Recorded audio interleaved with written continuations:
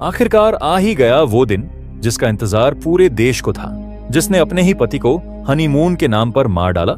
उसी सोनम रघुवंशी को अब उसके गुनाह की सबसे बड़ी सजा मिलने जा रही है। जी हाँ, अब सोनम को फांसी से कोई नहीं बचा सकता। फंदा बस कुछ ही कदम दूर है। सोनम ने लाख चालें चली, हजारों झूठ बोले, सबूतों को मिटाने की हर मुमकिन कोशिश की, लेकिन कानून के शिकंजे से बचना नामुमकिन था। सिर्फ सोनम ही नहीं, इस खूनी खेल में शामिल 4 और गुनहगारों को भी पुलिस अब फांसी के फंदे तक पहुंचाने जा रही है। जिस प्यार का सपना दिखाकर सोनम ने राजा रघुवंशी से शादी की, उसी प्यार को उसने अपना सबसे खतरनाक हथियार बना लिया।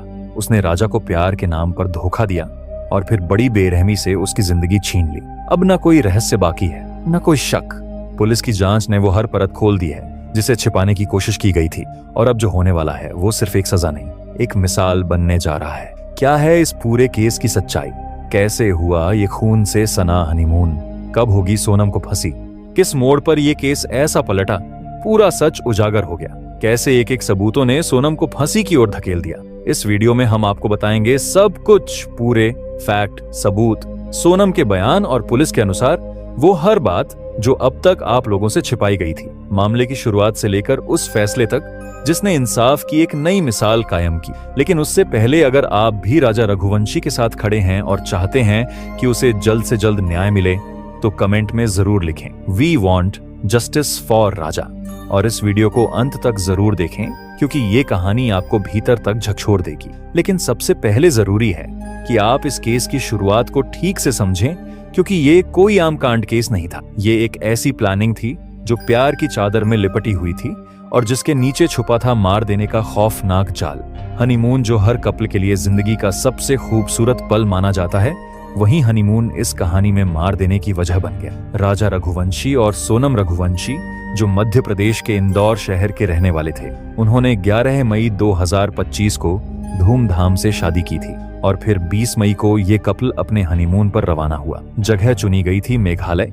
फिर 2 दिन असम में घूमने के बाद 22 मई को दोनों शिलांग पहुंचे।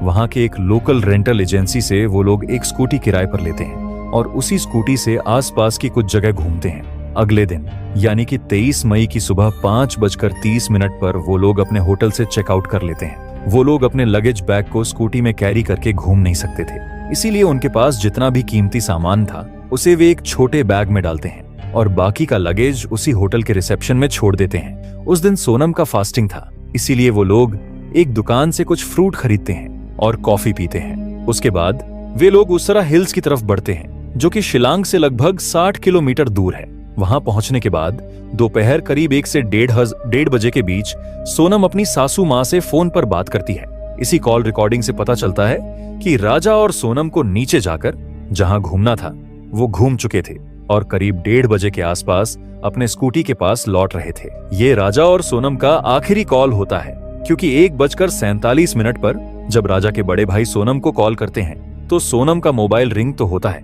लेकिन कोई रिसीव नहीं करता। राजा का फोन तो पहले से ही स्विच ऑफ था, लेकिन 24 मई को सोनम का फोन भी बंद हो जाता है। अब ये क्लियर हो जाता है कि 1:20 से लेकर 1:47 के बीच ही कुछ अनहोनी हुई थी। राजा के बड़े भाई विपिन तुरंत शिलांग पहुंचते हैं। जब वे होटल पहुंचते हैं तो वहां पता चलता है कि राजा और सोनम 23 मई की सुबह 5:47 पर पहुंचते हैं। 30 मिनट पर चेकआउट कर चुके थे और उनका लगेज अभी तक वहीं रखा हुआ है। तब से इस बैग को कोई लेने नहीं आया। ये सुनते ही विपिन को यकीन हो जाता है कि कुछ न कुछ तो अनहोनी हुई है, जरूर दोनों किसी मुसीबत में हैं। राजा और सोनम का घर वालों से बात हुए 1 दिन से ज्यादा हो चुका था। ऊपर से पूरा नॉर्थ ईस्ट भारी बारिश की चपेट में था। कई जगह बाढ़ और लैंडस्लाइड की वजह से रेड अलर्ट लगा हुआ था। ऐसे में समय रहते खोजबीन नहीं होती तो उनका मिलना मुश्किल हो जाता। इसलिए राजा के बड़े भाई विपिन ईस्ट खासी हिल्स पुलिस को इन्फॉर्म करते हैं, लेकिन खराब मौसम की वजह से पुलिस भी ज्यादा कुछ नहीं कर पाती।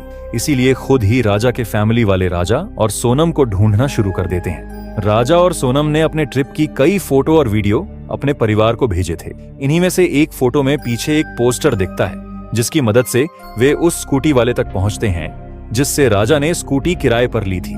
वो बताता है कि उस स्कूटी में GPS ट्रैकर लगा है, जिससे उसकी लोकेशन पता चल जाती है। जब लोग वहां पहुंचते हैं तो पाते हैं कि स्कूटी एकदम ठीक तरीके से पार्क की गई है, चाबी अभी भी उसमें लगी है, जो अजीब बात है। लेकिन स्कूटी के साथ जो हेलमेट दिया गया था वो भी गायब था। अब भी पुलिस इस केस को उतनी गंभीरता से नहीं ले रही थी। लेकिन जब मध्य प्रदेश के मुख्यमंत्री और सांसद इस केस में दिलचस्पी दिखाते हैं, तब जाकर सर्च ऑपरेशन तेज होता है। लेकिन खराब मौसम की वजह से रेस्क्यू करना मुश्किल हो जाता है।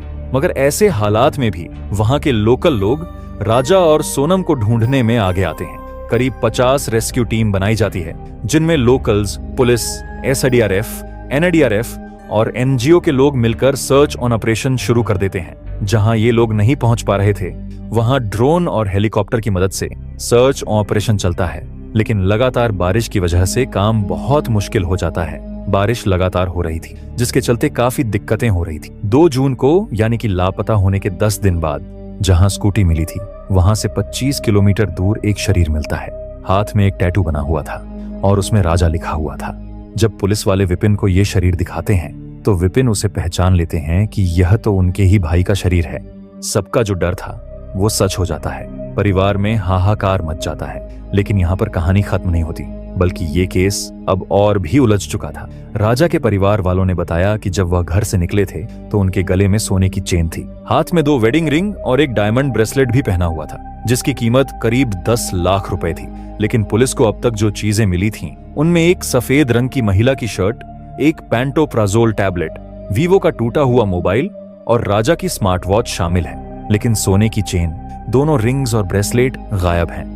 पोस्टमार्टम रिपोर्ट से पता चलता है कि राजा के शरीर पर कई जगह धारदार हथियार के घाव थे, यानी उसका कांड किया गया था। उनको मारकर नीचे खाई में फेंक दिया गया था। हथियार भी नया था, जैसे राजा को मारने के लिए ही यह खरीदा गया हो। हालांकि पुलिस ने उस हथियार को भी बरामद कर लिया है। जो स्कूटी मिलती है वह प्रॉपरली एक जगह पर पार्क किया हुआ था, उसमें कोई स्क्रैच मार्क नहीं था, जिससे यह पता चलता है कि उनका एक्सीडेंट स्कूटी में नहीं हुआ है, बल्कि उन्हें मारा गया था। लेकिन अजीब बात यह है कि उस स्कूटी में चाबी लगी हुई थी और उसका हेलमेट मिसिंग था। स्कूटी से थोड़ी ही दूरी पर राजा और सोनम के बैग्स भी मिलते हैं, जो वो अपने साथ लेकर आए थे, और वहां से लगभग 25 किलोमीटर दूर राजा का शरीर मिलता है। ये तभी पॉसिबल हो सकता है जब राजा को मारने के बाद कातिल ने स्कूटी को उसरा हिल्स के पास लाकर पार्क किया होगा, और स्कूटी वहां पर पार्क करने के बाद उसी ने ही गाड़ी में चाबी छोड़ दी होगी, क्योंकि यह एक रेंटेड स्कूटी था। फिर उसने वो बैग भी वहीं पर फेंक दिया होगा। यानी कि कातिल कांड कर शरीर को दूर फेंका और स्कूटी को जानबूझकर सही से पार्क कर दिया, ताकि सर्च ऑन ऑपरेशन गुमराह हो जाए। राजा का कांड 23 मई को हुआ था, लेकिन उसका शरीर 2 जून को मेघालय के प्रसिद्ध वेसावरोंग फॉल्स के पास एक गहरी खाई में सड़ी गली हालत में मिला। शरीर पर गहरे जख्म थे, सिर और पीठ पर धारदार हथियार के 2 घाव साफ नजर आ रहे थे। इन सब साक्ष्यों से साफ हो गया कि यह कोई हादसा नहीं, बल्कि सोची समझी और खौफनाक कांड थी। अब तक पुलिस इसे लूटपाट का मामला मान रही और सोनम रघुवंशी की तलाश में जुट गई थी, जो उसी दिन से लापता थी। पुलिस को शक था कि लुटेरों ने राजा को लूटने के बाद उसका कांड कर दिया, और संभव है कि सोनम को भी मारकर कहीं फेंक दिया हो। जैसे ही ये खबर मीडिया के जरिए आम लोगों तक पहुंची, हर कोई सन्न रह गया। लोगों में गुस्सा फूट पड़ा और वे सड़कों पर उतर आए। विरोध प्रदर्शन शुरू हो गया। जनता के भारी दबाव के बाद पुलिस ने तुरंत विशेष जांच टीम एसआईटी का गठन किया और सोनम की तलाश को प्राथमिकता दी। लेकिन इस मामले की दिशा तब पूरी तरह से बदल गई जब एक स्थानीय गाइड अल्बर्ट पीडी ने पुलिस को बताया कि 23 मई को उसने राजा और सोनम को 3 अनजान युवकों के साथ फॉल्स की ओर जाते हुए देखा था। इन तीनों युवकों की सबसे चौंकाने वाली बात यह थी कि वे सभी हिंदी में बात कर रहे थे। इसके बाद पुलिस ने सीसीटीवी फुटेज खंगाले। फुटेज में राजा, सोनम और 3 अज्ञात युवकों को एक साथ घूमते देखा गया।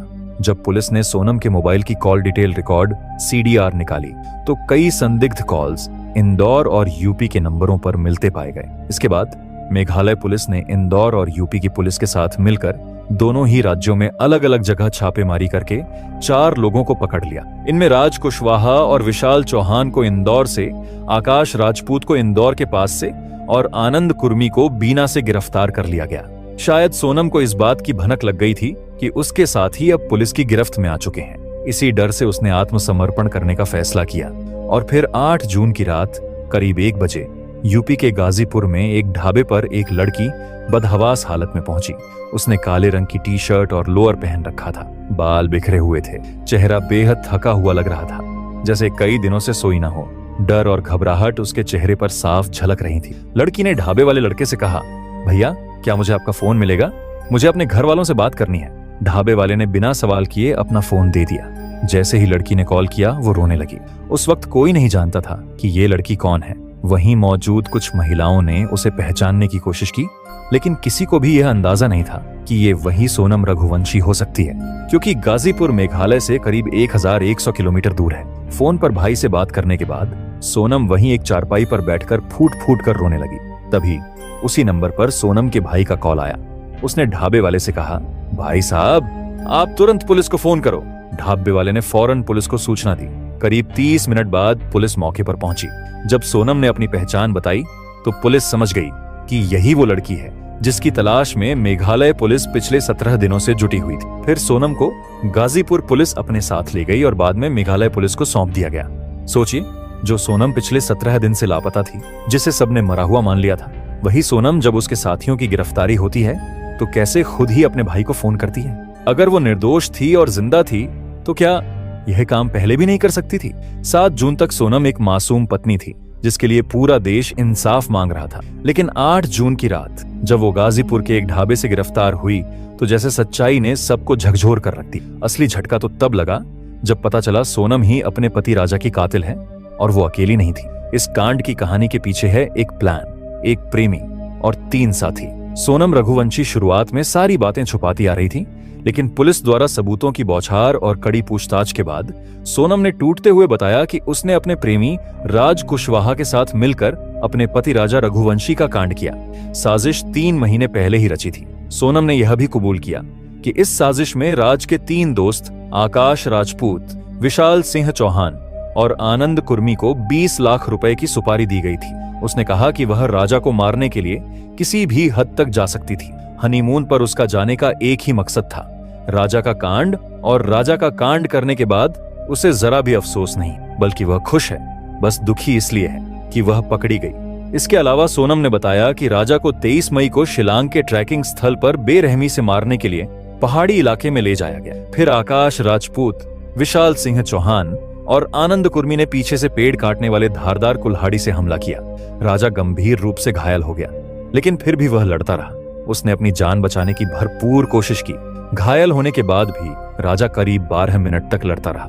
मुझे डर लगने लगा था कि कहीं राजा बच न जाए और हमें नुकसान न पहुंचा दे। मुझे मेरा प्लान फेल होता हुआ दिख रहा था, इसीलिए मैंने चिल्लाकर कहा, मार दो इसे। फिर तीनों ने मिलकर राजा पर कई हमले किए, जिससे राजा जमीन पर गिर गया। तब तक राजा की सांसें चल रही थी, लेकिन ज्यादा खून बहने की वजह से वह उठ नहीं सका, और फिर हम चारों ने मिलकर उसे खाई में फेंक दिया। खाई में गिरते ही उसका मार देना हो गया। कांड के बाद सोनम ने अपना रेनकोट आकाश को दिया, क्योंकि उसके रेनकोट पर खून के धब्बे लग गए थे। बाद में उस रेनकोट और 2 व्हीलर को घटना स्थल से कुछ दूरी पर ले जाकर छोड़ दिया गया। पुलिस ने सोनम के लापता रहने के दौरान यही रेनकोट बरामद किया, जिसकी सीसीटीवी फुटेज स्क्रीन पर देखी जा सकती है। सोनम ने पुलिस को बताया कि उनका मकसद राजा सेल्फी लेते हुए नीचे गिर गया ऐसा कुछ बनाना था, ताकि इस कांड को हादसा बनाया जा सके, जिसमें राजा को खाई के किनारे ले जाकर धक्का देना था। लेकिन बारिश और समय की कमी के कारण यह प्लान फेल हो गया। इसके बाद उन्होंने सीधे राजा का कांड कर दिया और फिर मोबाइल और अन्य सबूतों को मिटाने की कोशिश की गई। कांड के बाद सोनम ने राजा के मोबाइल से इंस्टाग्राम पोस्ट डालकर यह दिखाने की कोशिश की कि वह जिंदा है, ताकि शक न हो। इसके अलावा सोनम ने अपना मोबाइल और सिम नदी में फेंक दिया, ताकि उसकी लोकेशन ट्रेस न की जा सके। पकड़े जाने के डर से सोनम वहां से बुर्का पहनकर निकली, फिर ऑटो, बस और ट्रेन के माध्यम से इंदौर पहुंची। मगर पुलिस ने जब social media activity, call details, GPS, travel record और गवाहों को जोड़ा तो पूरे प्लान की परतें खुलने लगीं। पूछताछ में सोनम ने यह भी माना कि वह कांड के बाद सीधे इंदौर अपने प्रेमी राज के पास गई थी और वहां एक किराए के फ्लैट में छुपी रही। इस दौरान राज ने उसके लिए किराने का सामान भी ऑनलाइन ऑर्डर किया था। इस फ्लैट को आकाश ने 51,000 रुपए एडवांस देकर 2 महीने के लिए किराए पर लिया था, जहां सोनम 26 मई से 8 जून तक रुकी। राजा का कांड करने के बाद सोनम उसी कमरे में अपने आशिक के साथ रंग रलियां मना रही थी। सोचिए, जिस सोनम की तलाश पुलिस बिहार, उत्तर प्रदेश, बांग्लादेश और न जाने कहां कर रही थी, वह सोनम अपने ही घर के आसपास के इलाके में एक किराए के कमरे में आराम से अपने आशिक के साथ रह रही थी। उसके साथ वह सब करता था जो एक पति पत्नी शादी के बाद करते हैं। और सबसे हैरान करने वाली बात, इसी फ्लैट में सोनम ने अपनी माँ को भी बुलाकर उनसे मुलाकात की थी, यानी सोनम की माँ को यह सब पहले से ही पता था। राजा के कांड में सोनम का जितना हाथ है उतना ही हाथ सोनम की माँ का भी है। उन्होंने खुद एक माँ होकर दूसरी माँ से उसका बेटा छीन लिया। इसके अलावा सोनम ने पुलिस को यह भी बताया कि वह राजा से शादी नहीं करना चाहती थी, लेकिन घर वालों ने जबरदस्ती की। पिता की तबीयत खराब थी, उन्हें हार्ट की समस्या थी, इसलिए मजबूरी में शादी के लिए हाँ कर दी। लेकिन उसने पहले ही अपनी माँ को कह दिया था, मैं शादी तो कर लूंगी लेकिन इसका अंजाम बहुत बुरा होगा। और वही हुआ। अंजाम राजा के कांड में सामने आया। सोनम ने बताया कि जब उसने राजा से शादी की तभी तय कर लिया था कि इस शादी को ज्यादा दिन तक नहीं चलाना है और एक सही वक्त पर राजा को खत्म कर देना है, ताकि वह अपने प्रेमी राज कुशवाहा के साथ शादी कर सके।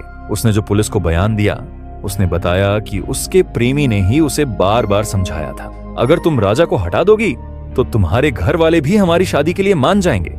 और यही सोचकर सोनम ने राज को भरोसे में लेकर साजिश रचनी शुरू की। शादी के बाद जब सोनम राजा के घर आई थी तो महज 4 दिन ही रही। इसके बाद अपने मायके चली गई थी। लेकिन इन 4 दिनों में उसने राजा के साथ कुछ भी नहीं किया, जो आमतौर पर एक पति पत्नी शादी के बाद सुहागरात पर करते हैं। सोनम ने यह कहकर मना कर दिया था कि हनीमून से आने के बाद ही ये सब होगा। इससे आप अंदाजा लगा सकते हैं कि सोनम कितनी शातिर थी। पुलिस जांच में यह भी पता चला कि राज सोनम के भाई की फैक्ट्री में काम करता था। उसका काम सिर्फ मजदूरी तक सीमित नहीं था, वह सोनम के भाई के पूरे व्यापारिक लेन देन में शामिल रहता था।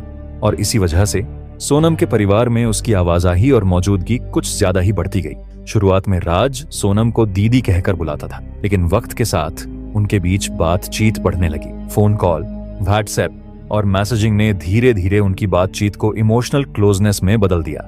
राज कोई आम नौकर नहीं था, वह सोनम के भाई के व्यापार में शामिल एक भरोसेमंद कर्मचारी था।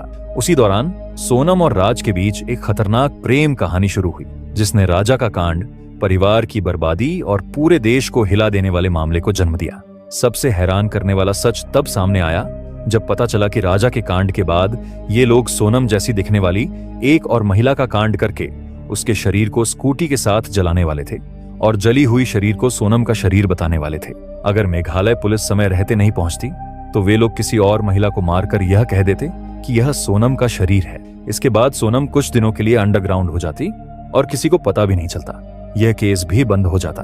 फिर सोनम और राज किसी और शहर में जाकर शादी कर लेते। यानी इन आरोपियों को न इंसानियत का ख्याल था, न किसी की जान की कीमत। पुलिस जांच में यह भी सामने आया कि सोनम ने मोबाइल में एक नई सिम डलवाई थी ताकि पुलिस को ट्रैकिंग में दिक्कत हो। इस नंबर से वह सिर्फ अपने प्रेमी और बाकी आरोपियों के संपर्क में थी। उसने ही फोन पर राज को पूरी जानकारी दी कि वह शिलांग कब निकल रही है, कौन सा होटल बुक किया है और राजा की दिन भर की एक्टिविटी क्या क्या होगी, ताकि हमलावर उसे फॉलो कर सके। इस केस में जो बात सबसे ज्यादा डराने वाली है वो ये है कि कांड से ठीक एक दिन पहले सोनम ने व्रत भी रखा था।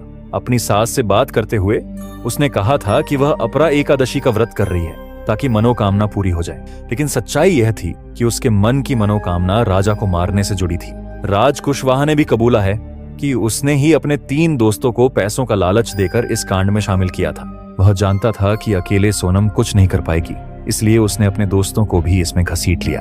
हर आरोपी ने अपना जुर्म स्वीकार किया और यह भी साफ हो गया कि कांड किसी एक का फैसला नहीं था, बल्कि यह सभी के बीच महीनों पहले से बनाई गई एक सोची समझी साजिश थी। पुलिस ने चारों आरोपियों के पास से वह मोबाइल फोन, बातचीत के कॉल रिकॉर्ड्स, लोकेशन डिटेल्स और डिजिटल ट्रांजैक्शन के सबूत बरामद किए, जो कांड की प्लानिंग में सोनम और राज कुशवाहा के सीधे जुड़ाव को साबित करते हैं। राजा के पूरे परिवार का कहना है कि जब तक सोनम को फांसी नहीं दी जाती, राजा को इंसाफ नहीं मिलेगा। उनकी मां की आंखों में सिर्फ एक ही बात है, बेटे के कांड का बदला और सोनम को फांसी की सजा।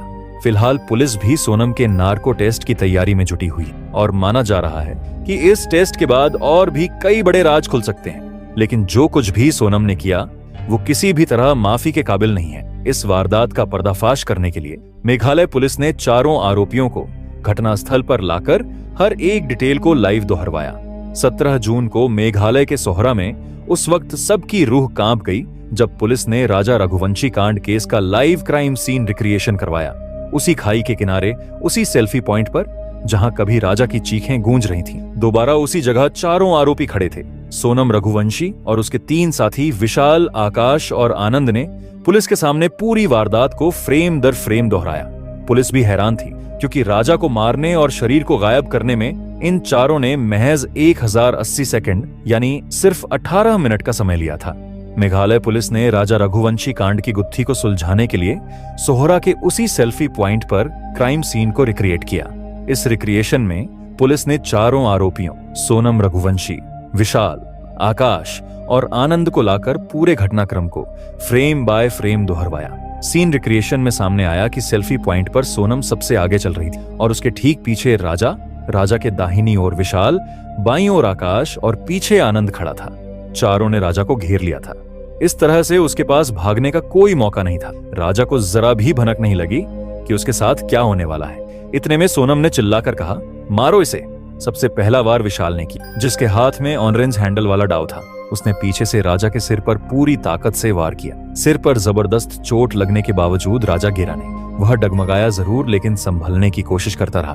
तभी दूसरा वार आनंद ने किया, जिसके पास स्टील हैंडल वाला डाव था।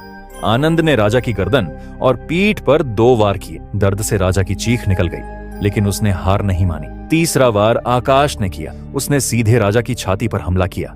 राजा फिर भी हार मानने को तैयार नहीं था। उसने खुद को बचाने की पूरी कोशिश की, चारों से भिड़ने की हिम्मत दिखाई, चीखते हुए भागने की कोशिश की।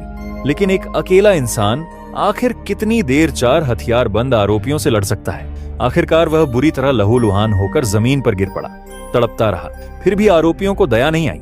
फिर भी उन सब ने राजा पर कई वार किए और कुछ ही देर बाद उसकी सांसें हमेशा के लिए थम गईं। कांड के बाद चारों घबरा गए, लेकिन पीछे नहीं हटे। उन्होंने राजा के शरीर को घसीटा और सेल्फी पॉइंट के नीचे बनी गहरी खाई में फेंक दिया। यह पूरा कांड प्लान सिर्फ 18 मिनट में अंजाम दे दिया गया, एकदम प्लान तरीके से। क्राइम सीन का वो रिक्रिएशन इतना डरावना, इतना भयावह था कि मौके पर मौजूद मेघालय पुलिस के अफसर विवेक कुमार तक की आंखें भर आईं, जिन्होंने दर्जनों केस देखे थे, कई कांड की जांच की थी। लेकिन राजा का यह दृश्य देखकर वो भी खुद को रोक नहीं पाए। हर बार, हर चीख, हर खून का छिंटा। जब पुलिस ने लाइव डेमो में देखा तो सबका दिल कांप गया। और तभी सोनम ने भी कहा, अब मैं और जीना नहीं चाहती। अब इस केस में सबसे बड़ा मोड़ आया एक ट्रैवल ब्लॉगर के वीडियो ने। उसी दिन, उसी जगह एक ट्रैवल ब्लॉगर अपने ट्रैकिंग ब्लॉग के लिए शूट कर रहा था। इसी शूट के दौरान उसके कैमरे में चारों आरोपी सोनम, विशाल, आकाश और आनंद कैद हो गए थे। पहले वीडियो में सफेद टी-शर्ट में सोनम दिखती है, एक हाथ में लाठी, दूसरे हाथ में पॉलिथीन। उसके पीछे राजा रघुवंशी है, जिसके हाथ में पानी की बोतल और ट्रैकिंग का सामान है। दूसरे वीडियो में राजा के पीछे विशाल, आकाश और आनंद भी दिखते हैं। सबसे आगे आरोपी विशाल है, जिसका चेहरा ट्रैकिंग वीडियो में एकदम क्लियर दिखाई दे रहा है। आरोपी विशाल के ही पीछे आकाश और आनंद भी दिख रहे हैं, जो वीडियो में चेहरा छिपाते दिखाई दे रहे हैं। इस वीडियो की टाइमिंग 23 मई की सुबह की है और यही वीडियो कांड के समय उनकी मौजूदगी का पुख्ता सबूत बन गया। इतना ही नहीं, कांड के बाद जो सफेद टी-शर्ट सोनम के शरीर पर थी, वही टी-शर्ट राजा के शरीर के पास से बरामद हुई। पुलिस के हाथ राजा के खून से सना एक रेनकोट भी लगा है। मेघालय पुलिस के सामने अब पूरा कांड प्लान साफ हो चुका है, लेकिन एक सवाल अब भी रह गया है। क्या यह कांड सिर्फ एक लव ट्रायंगल का नतीजा था? राजा के घर वालों का आरोप है कि मामला सिर्फ मोहब्बत या ब्रेकअप का नहीं है। इसके पीछे किसी बड़ी साजिश की बू आ रही है, जिसमें सिर्फ सोनम ही नहीं बल्कि उसका पूरा परिवार शामिल हो सकता है। उनका कहना है कि अगर सिर्फ रिलेशनशिप की वजह थी तो अलग हुआ जा सकता था, लेकिन यह खून क्यों? राजा के पिता अशोक रघुवंशी का कहना है कि सोनम रघुवंशी तंत्र, मंत्र और झाड़ फूंक पर बहुत विश्वास करती थी। उनका आरोप है कि सोनम ने एक तांत्रिक के कहने पर राजा को मारने की प्रक्रिया अंजाम दी। तांत्रिक ने कथित तौर पर सोनम से कहा था कि अगर वह राजा का मार देना कर देती है तो उसके बीमार पिता ठीक हो जाएंगे। इस अंधविश्वास के जाल में सोनम फंसती चली गई। अशोक रघुवंशी का दावा है कि जब राजा सोनम के साथ उसके मायके में 2 दिन रुका था, तब सोनम ने घर के दरवाजे पर एक गांठ जैसा बंडल लटकाया था, जिसमें कुछ धागे, नींबू और राख जैसी चीजें बंधी हुई थी। पूछने पर सोनम ने कहा था, यह तांत्रिक ने दिया है, इससे राजा की तबीयत ठीक रहेगी। लेकिन अब परिवार को लग रहा है कि यह सब एक बड़ी योजना का हिस्सा था। इतना ही नहीं, राजा की मां और भाई ने भी आरोप लगाया कि कांड एकादशी जैसे विशेष तिथि को किया गया, जो कई तांत्रिक प्रक्रियाओं के लिए महत्वपूर्ण मानी जाती है। उन्हें शक है कि इस दिन को खास तौर पर मानव बलि के लिए चुना गया। अब सवाल ये उठता है कि कि अगर यह बात सही है तो क्या सोनम वाकई किसी तांत्रिक के बहकावे में आकर राजा की बलि देने के लिए तैयार हो गई थी। इस पूरे मामले में अब मेघालय पुलिस के सामने एक नई चुनौती खड़ी हो गई है। क्या यह कांड तंत्र मंत्र के अंधविश्वास में किया गया या यह बस एक बहाना है? असल वजह कुछ और है। पुलिस अभी तक इस एंगल की पुष्टि नहीं कर रही, लेकिन जांच अधिकारी इस पहलू को भी नजरअंदाज नहीं कर रहे। राजा के कांड के पीछे अगर वाकई अंधविश्वास, तांत्रिक सोच और काला जादू शामिल है तो ये केस सिर्फ क्राइम नहीं बल्कि सामाजिक चेतना का आईना बन सकता है। राजा के परिवार की मांग है कि पुलिस सिर्फ सोनम और उसके साथियों पर नहीं बल्कि उस तांत्रिक की तलाश भी करे जिसने एक लड़की को यह यकीन दिला दिया कि इंसान की जान लेने से उसका पिता ठीक हो सकता है। राजा रघुवंशी के कांड के बाद पूरा देश स्तब्ध है, लेकिन इस सदमे से सबसे ज्यादा टूटा है उसका परिवार, खासकर उसके पिता अशोक रघुवंशी। बेटे का शरीर देखकर जिस पिता की रूह कांप उठी, अब वही पिता न्याय के लिए सबसे सख्त सजा की मांग कर रहे हैं। अब जबकि सारे आरोपी पकड़े जा चुके हैं, सबूत मिल चुके हैं और क्राइम सीन रिक्रिएट करवा लिया गया है, कानून अपना काम करेगा। लेकिन सच ये है कि राजा के मार देने की असली वजह अभी भी एक सवाल बनी हुई है। प्यार था, नफरत थी या कोई बड़ा खेल? सिर्फ 18 मिनट में एक जिंदगी खत्म कर दी गई, लेकिन उस साजिश के पीछे छुपा सच अभी भी जिंदा है। अब तक पुलिस को जो अहम सबूत मिले हैं वे इस प्रकार हैं। एक धारदार हथियार बरामद किया जा चुका है। दूसरा एसडीआरएफ खोज रही है। राजा के खून से सना रेनकोट पुलिस के पास है। क्राइम सीन का रिक्रिएशन जिसमें चारों आरोपियों ने कांड की पूरी कहानी दोहराई। एक ट्रैवल ब्लॉगर का वीडियो जिसमें घटना वाले दिन सोनम, राजा और तीनों आरोपी ट्रैकिंग रूट पर एक साथ देखे गए। ये सबूत साफ तौर पर इस बात की पुष्टि करते हैं कि राजा का कांड एक पूर्व नियोजित साजिश थी। सोनम पर जो धाराएं लगाई गई हैं वो कांड की गंभीरता, साजिश और अपराध को देखते हुए भारतीय दंड संहिता के तहत निम्नलिखित हैं। धारा 302 कांड। अपने पति राजा का कांड की मुख्य साजिशकर्ता होने के कारण यह गैर जमानती अपराध है और इसके लिए फांसी या उम्र कैद की सजा हो सकती है। धारा 120 सबूत मिटाना। कांड के बाद खुद को मासूम साबित करने की कोशिश की और घटना को एक्सीडेंट जैसा दिखाने की साजिश भी की। धारा 34 साझा इरादा। चूंकि यह कांड एक टीम प्लानिंग के तहत हुआ, इसलिए इसमें सबने मिलकर समान इरादे से अपराध किया। धारा 420 धोखाधड़ी। 406 विश्वासघात। पुलिस के पास कुल 8 मजबूत सबूत हैं। पहला, सोनम और राज के कॉल डिटेल रिकॉर्ड। दूसरा, सभी आरोपियों की मोबाइल लोकेशन घटनास्थल के पास। तीसरा, सीसीटीवी फुटेज। चौथा, ट्रैवल डिटेल्स। पांचवां, आरोपियों का कबूलनामा। छठा, पैसों का डिजिटल ट्रांजैक्शन। सातवां, व्हाट्सएप चैट्स। और आठवां, गवाहों के बयान। पुलिस ने इसे कोर्ट में डिजिटल एविडेंस की सूची में शामिल किया है। कोर्ट ने केस की गंभीरता को देखते हुए जांच अधिकारियों को जल्द चार्जशीट दाखिल करने के निर्देश दिए हैं। पुलिस ने अब तक लगभग 250 पेज की चार्जशीट तैयार की है, जिसमें सोनम को मुख्य आरोपी और अन्य को सह अभियुक्त बताया गया है। यदि सारे सबूत कोर्ट में वैध माने गए तो सोनम और सभी आरोपियों को उम्र कैद या मार देने तक की सजा हो सकती है। कोर्ट में ट्रायल की सुनवाई जुलाई 2025 के पहले सप्ताह में शुरू होने की संभावना है। अगर सभी सबूतों और सोनम के कबूलनामे के आधार पर उसे दोषी पाया जाता है तो अगस्त या सितंबर 2025 तक सोनम को फांसी की सजा सुनाई जा सकती है। यह मामला अब सिर्फ एक कांड का नहीं बल्कि एक योजना, एक पूर्व नियोजित प्रेम साजिश और एक निर्दोष पति के कांड की सच्ची कहानी बन चुका है। और यही वजह है कि पूरा देश एक सुर में कह रहा है वी वॉन्ट जस्टिस फॉर राजा और सोनम को मार देना। अगर आप चाहते हैं कि राजा को न्याय मिले और सोनम को सजा तो नीचे कमेंट करें। इस वीडियो को ज्यादा से ज्यादा शेयर करिए ताकि लोगों को सोनम की हकीकत पता चल सके और राजा को न्याय मिल सके। साथ ही इस केस से जुड़ी हर अपडेट पाने के लिए चैनल को सब्सक्राइब करके बेल नोटिफिकेशन को ऑल पर सिलेक्ट कर लें ताकि हमारी नई वीडियो की नोटिफिकेशन आपको सबसे पहले मिल सके।